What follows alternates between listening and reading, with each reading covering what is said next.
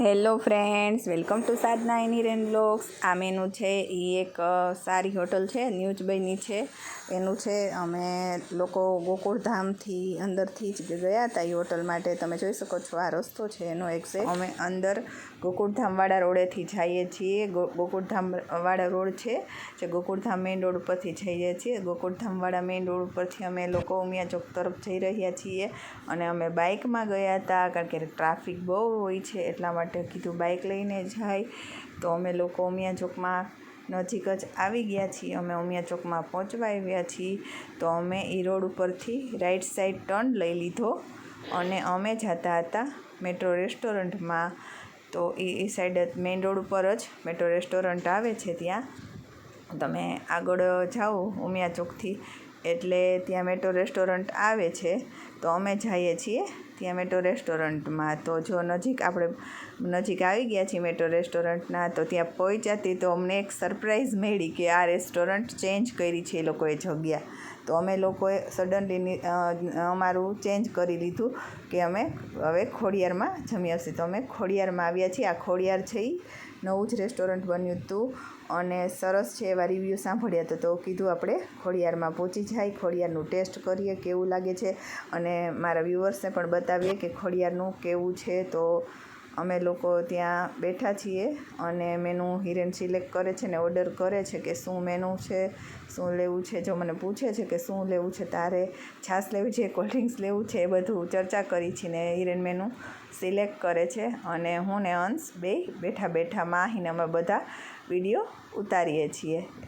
Timepass કરવાનો તો Hiren order કરતા હતા, જમવાનું એવું નહોતું. તો આ આખી એ લોકોનું મેનુ છે કે એની પાસે શું આઈટમ મળી જાય છે અને એનો રેટ શું છે તમે જોઈ શકો છો.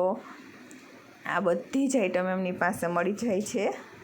આખું જ મેનુ મેં તમને એટલે જ બુક આખી જ બતાવી છે કે જે આઈટમ છે એમની પાસે એ બુકમાં છે જ, વેરાયટી સાથે રેટ સાથે છે.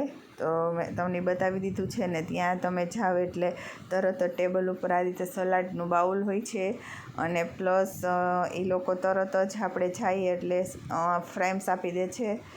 એમાં છોકરાઓ ફ્રેમ્સ ખાતા હતા અને ત્યાં તો એ લોકોની કોલ્ડ ડ્રિંક્સ આવી ગઈ. બે છોકરાઓની કોલ્ડ ડ્રિંક્સ ઓર્ડર કરી હતી તો કોલ્ડ ડ્રિંક્સ આવી ગઈ અને અમે લોકો બેઠા વેઇટ કરતા હતા જમવાના મેનુની.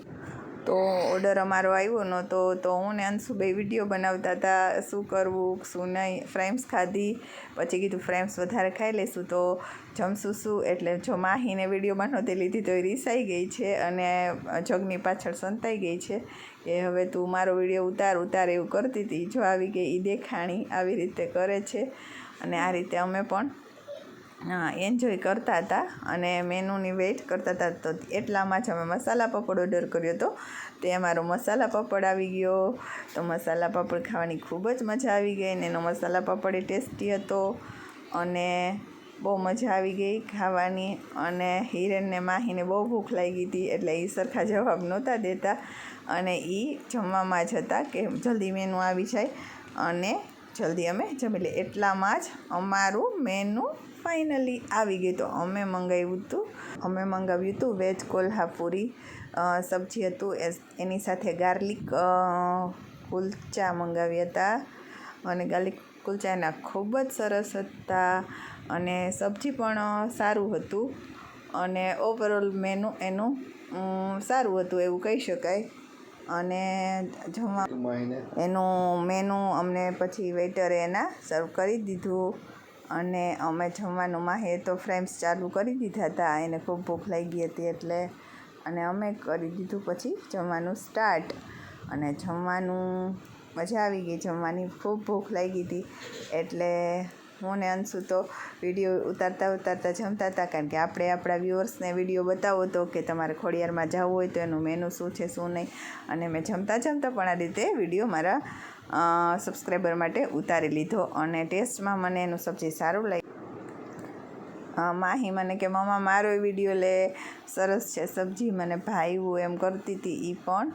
અને જો એ જમે છે અને આવું રમતરાડા કરે છે. અને હિરેને તો ફૂલ ભૂખ લાગી હતી એટલે એને તો ખાલી ડન જ કરી દીધું.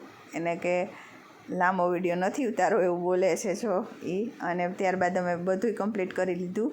પછી જીરા રાઈસને દાલ તડકા મંગાવ્યા હતા. અને જીરા રાઈસ દાલ તડકાની ક્વોન્ટિટી પણ સારી હતી ને જે એનો ઉપરનો દાલ તડકાનો જે વઘાર હતો એ ખૂબ જ સરસ હતો. અને આવી ગઈ ફાઇનલી એનું બિલ. તો બિલ એનું અમારું 4 જણાનું આટલું બિલ થયું છે. અને આ રીતે બિલ હતું. તો હિરેન હવે બિલ પેમેન્ટ કરવા ઊભા હતા એટલામાં મને ગમી ગયું ત્યાંનું, તો મેં લઈ લીધો એનો વિડીયો. તો તમે પણ ખોડિયારમાં ગયા હોય અને સારું લાગ્યું હોય તો કોમેન્ટ જરૂરથી કરજો. અમે તો જયા અને અમને સારું લાગ્યું.